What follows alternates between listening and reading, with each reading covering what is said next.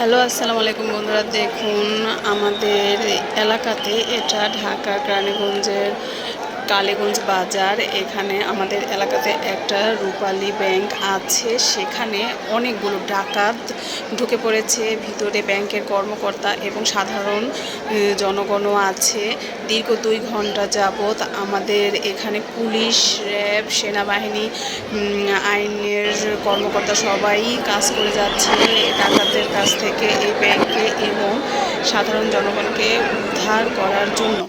দেখুন, সারা এলাকা জুড়ে সাধারণ জনগণ লাঠিচাটা যা আছে তাই নিয়ে দাঁড়িয়ে আছে।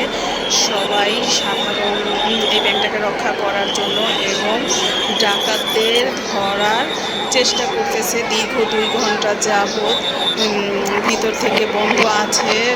ডাকাতরা আত্মসমর্পণ করেনি এখনো। দেখুন, চারিদিকে সাধারণ জনগণও আছে। যে কোনো প্রক্রিয়ায় তারা ডাকাতকে অবশ্যই ধরবে। সেনাবাহিনী ভিতরে চলে গেছে, র্যাব, পুলিশ কর্মকর্তা সবাই আছে।